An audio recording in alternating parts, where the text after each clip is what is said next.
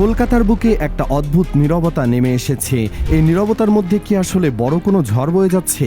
ভোটের আগে যে রাস্তায় হাজার হাজার মানুষের পদচারণা ছিল, সেই রাস্তাগুলো আজ যেন অন্যরকম। কিন্তু প্রশ্ন হলো, এই পরিবর্তন কি শুধুই রাজনৈতিক, নাকি এর সাথে জড়িয়ে আছে সাধারণ মানুষের ধর্মীয় বিশ্বাস আর তাদের নিত্যদিনের জীবনযাত্রা? আজকের এই বিশেষ প্রতিবেদনে আমরা সেই প্রশ্নগুলোর উত্তর খুঁজব। কারণ পশ্চিমবঙ্গের বর্তমান পরিস্থিতি যা, তা শুধু খবরের কাগজের শিরোনাম নয়, এটা একটা বাস্তবতা যা প্রতিটি সাধারণ মানুষকে ভাবিয়ে তুলেছে। ভোটের ফলাফল ঘোষণার পর থেকে রাজ্যের রাজনৈতিক মেরুকরণ যেন এক নতুন রূপ নিয়েছে।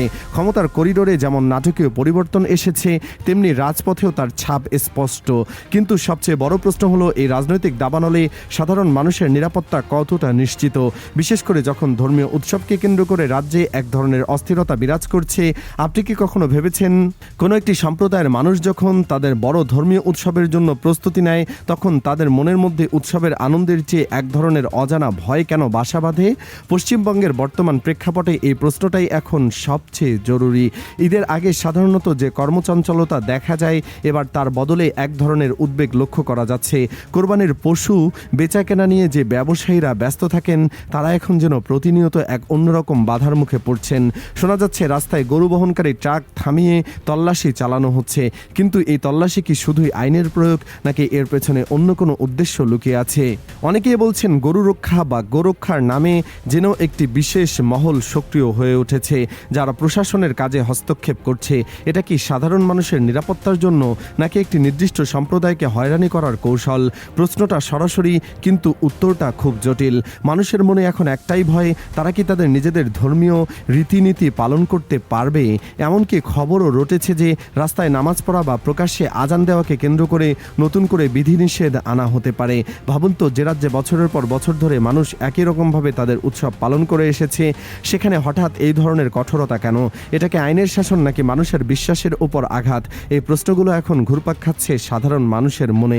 রাজ্যের নতুন প্রশাসনিক ভাষ্যে একটি কঠোর সতর্কবার্তায় স্পষ্ট নির্দিষ্ট কিছু নিয়মের কথা বলা হচ্ছে, যা শুনলে মনে হতে পারে এগুলো শুধুই আইনি প্রক্রিয়া। কিন্তু গভীরে নেমে বিশ্লেষণ করলে বোঝা যায় এর প্রভাব কার উপর সবচেয়ে বেশি পড়তে যাচ্ছে। যেমন ধরুন, পশু জবাইয়ের ক্ষেত্রে যে নতুন নিয়ম আনা হয়েছে, তা বাস্তবসম্মত কিনা তা নিয়ে প্রশ্ন উঠেছে। বলা হচ্ছে, জবাই করার আগে প্রশাসনের অনুমতি নিতে হবে, এমনকি পশুর বয়স নির্দিষ্ট করে দেওয়া হয়েছে। কিন্তু প্রশ্ন হলো, একজন সাধারণ মানুষ কিভাবে প্রমাণ করবেন যে তার পশুটির বয়স 14 বছরের বেশি?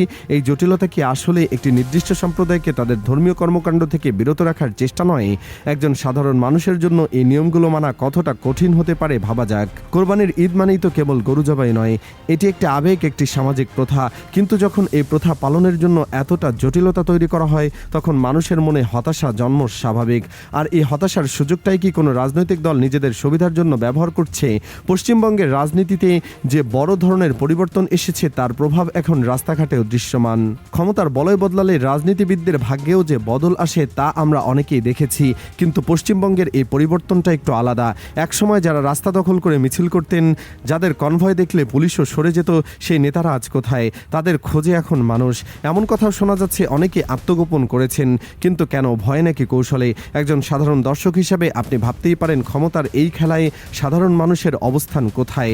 আগের শাসনামলে যে দাপট ছিল, সেই তুলনায় বর্তমান পরিস্থিতি একেবারে উল্টো। একটি সময় ছিল যখন নেতাদের বাড়িতে মানুষের ভিড় জমত, আর এখন সেই বাড়িগুলোতে কাকেরও ঠাঁই হচ্ছে না। এই পরিবর্তনের মধ্য দিয়ে কি বার্তা দেওয়া হচ্ছে? ক্ষমতা চলে গেলেই কি মানুষের জনপ্রিয়তা বা সমর্থন এত দ্রুত উবে যায়, নাকি এটা রাজনীতির এমন এক কুখ্যাত দিক যেখানে সবাই নিজেকে বাঁচাতে ব্যস্ত?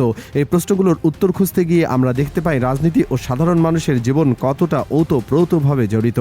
এইসব ঘটনার মধ্যে সবচেয়ে উদ্বেগজনক বিষয় হলো সাম্প্রদায়িক সম্প্রীতির উপর এর প্রভাব। পশ্চিমবঙ্গেও সবসময় একটি সংস্কৃতিগত মিলনস্থল হিসেবে পরিচিত ছিল, কিন্তু বর্তমান ঘটনা প্রবাহ কি সেই ঐতিহ্যকে প্রশ্নের মুখে দাঁড় করিয়েছে? যখন একটি নির্দিষ্ট সম্প্রদায়ের মানুষ নিজেদের নিরাপত্তা নিয়ে শঙ্কিত, তখন সমাজের মোট ভারসাম্যটাই নড়ে যায়। বিশেষ করে যখন শোনা যায় বিমানবন্দরের কাছে একটি মসজিদ সরিয়ে ফেলার কথা ভাবা হচ্ছে, অথবা মসজিদের মাইকের সাউন্ড সিস্টেম নিয়ে কঠোর নির্দেশনা জারি করা হচ্ছে। এগুলো কি শুধুই আইনি পদক্ষেপ, নাকি একটি নির্দিষ্ট মতাদর্শকে প্রতিষ্ঠা করার প্রয়াস? এই পরিস্থিতি এখন শুধু পশ্চিমবঙ্গের মধ্যেই সীমাবদ্ধ নেই, আন্তর্জাতিক মহলেও এর প্রতিক্রিয়া পড়তে শুরু করেছে। মানবাধিকার নিয়ে কাজ করা বিভিন্ন সংস্থা এই ঘটনাগুলোর দিকে নজর দিচ্ছে। এমনকি জাতিসংঘের মতো সংস্থাও এই পরিস্থিতি পর্যালোচনা করতে পারে বলে গুঞ্জন রয়েছে। কিন্তু প্রশ্ন হলো, এই আন্তর্জাতিক চাপ কি রাজ্যের পরিস্থিতি পরিবর্তন করতে সক্ষম হবে, নাকি এই ইস্যুগুলোকেও রাজনৈতিক স্বার্থে ব্যবহার করা হবে? ভবিষ্যৎ বলবে, কিন্তু বর্তমানে এই উত্তেজনা সাধারণ মানুষের জন্য কোনো ভালো ইঙ্গিত দিচ্ছে না। আসুন একটু পেছনের দিকে তাকাই। গত কয়েক দশক ধরে পশ্চিমবঙ্গে যে সাম্প্রদায়িক সম্প্রীতি ছিল তা কি এখন ভেঙে চুরমার হয়ে পড়েছে, নাকি এটা রাজনৈতিক হিসাব নিকাশের একটি অংশ মাত্র? অনেকেই মনে করেন এই ধরনের পরিস্থিতি তৈরি করার মাধ্যমে একটি নির্দিষ্ট ভোট ব্যাংকে টার্গেট করা হচ্ছে। আবার অনেকের মতে এটা দেশের মূলধারার রাজনীতির সাথে মিল রেখে চলার একটি প্রয়াস। যাই হোক না কেন, এর ফলে যে সাধারণ মানুষ সবচেয়ে বেশি ক্ষতিগ্রস্ত হচ্ছে তা অস্বীকার করার উপায় নেই।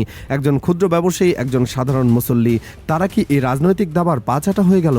ভবিষ্যতে এই পরিস্থিতি কোথায় গিয়ে দাঁড়ায় তা এখনই বলা কঠিন, কিন্তু এটা নিশ্চিত যে পশ্চিমবঙ্গ এখন একটি নতুন অধ্যায়ের সম্মুখীন।